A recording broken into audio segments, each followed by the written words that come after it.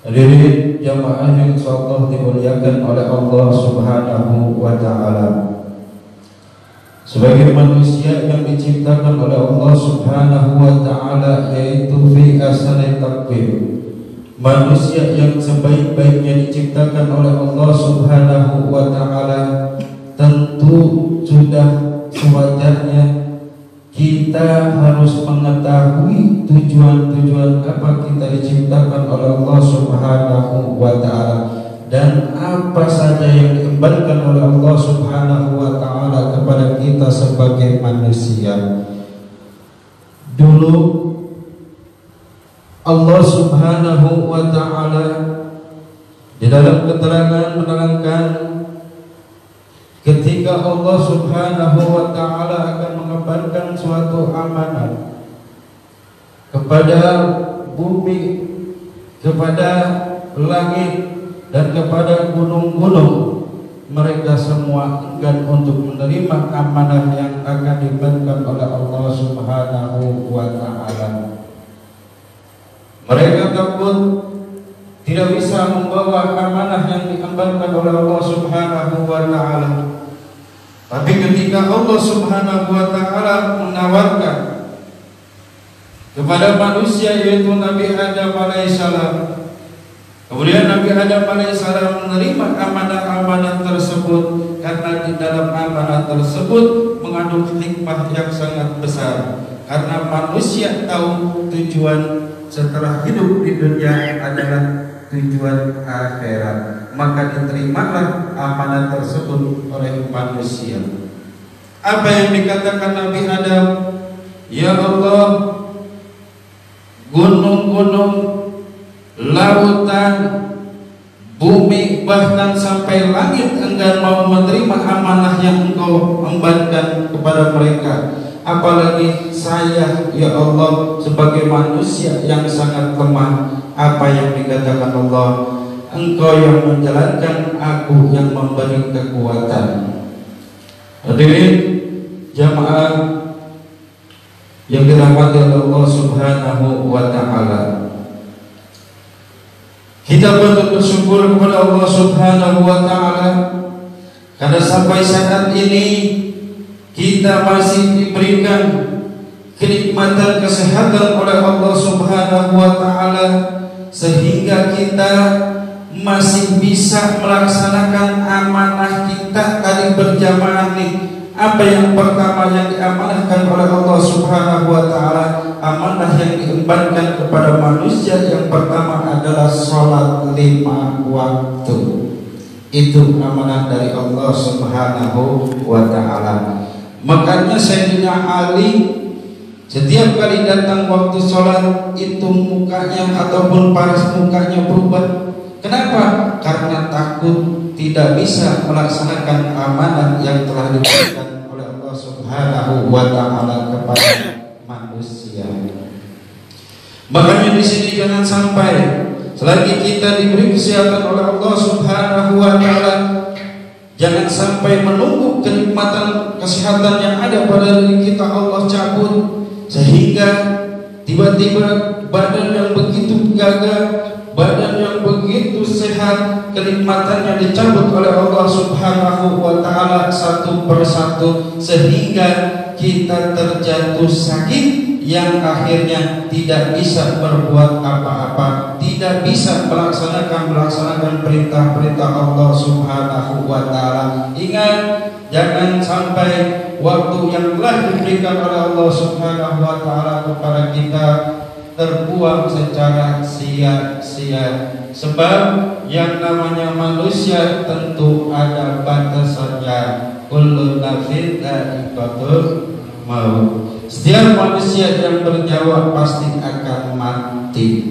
Tuh. Sebab ketika Allah Subhanahu wa ta'ala akan menghendaki daripada hambanya yang beriman, maka diutuslah malaikat maut untuk mencabut ruh seorang mukmin tersebut ke bumi.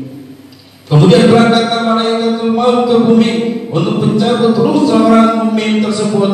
Ketika akan dicabut itu ruh seorang mukmin dari jikat mulutnya, ternyata mukmin tersebut ketika semasa gagahnya, seketika semasa jayanya, dia lebih banyak berzikir ataupun berkata yang baik-baik kepada Allah Subhanahu wa taala, sehingga diurungkan kembali itu untuk pencabutan ruh seorang mukmin tersebut. Ini kita punya mulut, ya. Ini kita punya mulut termasuk juga amanah dari Allah Subhanahu wa taala. Jangan sampai ini kita mulut lebih banyak dipakai untuk maksiat kepada Allah Subhanahu wa taala. Ini harus kita manfaatkan sebagai rasa syukur kepada Allah Subhanahu wa taala. Banyak berzikir, banyak bersalawat, banyak berbuat kebaikan, banyak menyampaikan nikmat-nikmat Allah Subhanahu wa taala. Sekecil apapun yang kita ucapkan, insya Allah ada catatannya nanti di yaumil kiamat. Begitu diurungkan. Balik lagi ke malaikat menghadap Allah Subhanahu wa taala. Ya Allah, ini orang mukmin mulutnya lebih banyak dipakai berzikir pada Allah Subhanahu wa taala. Sebelum datang waktu sholat subuh tahrim, ya arhamar rahimin. Ada tadi yang tahrim, ya, bangunin orang tidur. Ya arhamar rahimin. Biasanya kalau musim masjid begitu, bangunin orang tidur, tahrim namanya itu. Banyak berzikir, banyak membaca salawat. Susah apa yang dikatakan Allah? Balik lagi engkau ke bumi, cabut daripada tangan orang mukmin tersebut ruhnya. Turun lagi ke malaikat ke bumi, mau cabut ruh seorang mukmin. Turun lagi. Begitu mau dicabut itu ruhnya dari jika tangan, enggak jadi lagi. Kenapa? Karena tangannya semacam sehat dan semacam hidupnya itu lebih banyak dipakai beribadah kepada Allah Subhanahu wa taala. Mana contohnya? Berzikir, memberikan infak, memberikan sedekah, mengusap kepala anak yatim. Ya, itu termasuk juga ibadah kepada Allah Subhanahu wa taala. Ada anak yatim, panggil. Ya, punya sedikit rezeki, kasih, usap kepalanya, insya Allah berkah. Jangan ada anak yatim dipanggil sama kita, oh sini, lupain pak, ini gua keplak dulu kepala lo, nggak boleh, ya. Sebab Rasul cinta sama anak yatim. Kita kasih, insya Allah sedikit yang kita kasih akan membuahkan hasilnya nanti. Enggak jadi lagi, balik lagi ke malaikat, lapor lagi sama Allah. Enggak jadi, mau nyabutnya dari tangannya karena tangannya lebih banyak dipakai beribadah. Tuh, menolong sesama. Ada gerobak masjid kasih, biar Allah kan 5.000 kalau ikhlas insya Allah kan jadi pahala. Tapi di 100.000 ya. Seorang mukmin itu susah.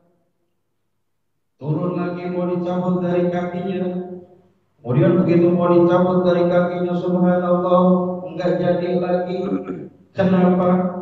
Orang-orang masih tidur di rumah pulas. Pas datang waktu sholat subuh, orang-orang masih ngantuk, masih tidur. Dia pergi ke masjid. Untuk apa? Melaksanakan sholat subuh berjamaah. Tuh. Ada masjid saling, ada pengajian datang jalan. Itu Allah. Ya, langkah kita tidak sia-sia. Sekecil apapun yang kita perbuat selama hidup di dunia, insya Allah ada balasannya di hadapan Allah Subhanahu wa taala. Enggak jadi balik lagi tuh, ya. Tapi lain kali kalau misalnya jalannya kemana?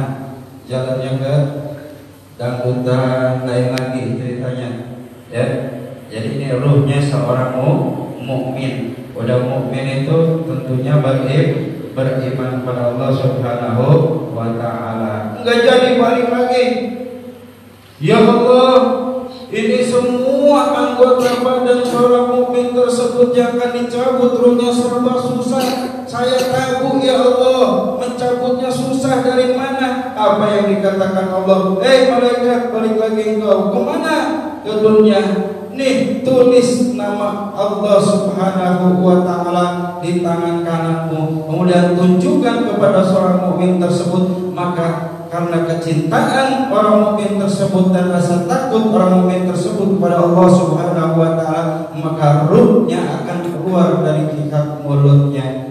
Tuh, ditunjukkan tuh nama lafaz Allah kepada seorang mukmin, kemudian ruhnya keluar dengan sendirinya. Alhasil ketika dicabut ruh seorang mukmin berarti tidak merasakan sakitnya daripada sakaratul maut, tenang aja. Makanya orang meninggal, kalau ada orang meninggal suka melek, ya, matanya suka melek karena melihat ruhnya tersebut, ya, melihat ruhnya keluar dari mulut, tuh begitu. Makanya sama orang yang masih hidup juga ditutup, tuh ya. Ibaratnya begini, ketika sakaratul maut, ya, di dalam keterangan ada, andai kata yang meninggalnya itu seorang mukmin rajin ibadah, rajin doa kepada Allah Subhanahu wa Ta'ala, ini udah dikasih gambaran tempat dia kelak di surga. Makanya begitu terpesonanya melihat gambaran-gambaran surga, begitu dicabut ruhnya enggak kerasa. Saking apa? Saking nikmatnya melihat gambaran-gambaran surga tersebut. Sebaliknya, andai kata orang yang tidak beriman ketika masa hidupnya suka melalaikan ibadah, suka melalaikan sholat yang 5 waktu, suka pokoknya berbuat maksiat kepada Allah Subhanahu wa Ta'ala, lain lagi, ya, ibarat kulit hewan yang masih hidup dikuliti, naudzubillahi min dzalik, sakit. Rasul ada yang maksumun bilah ketika dicabut nyawa itu merasa sakit. Makanya Rasul ngomong ketika akan wafatnya, ya Allah, jangan sampai Engkau timpakan rasa sakit sakaratul maut kepada umatku. Tuh, itu Rasul, ya. Jangan Engkau timpakan rasa sakit sakaratul maut kepada umatku. Itu Rasul yang maksumun bilah. Apalagi kita kadang sholat suka, maksiat juga suka. Iman kita kadang naik, kadang juga turun. Yazid wa yanqus, itulah manusia.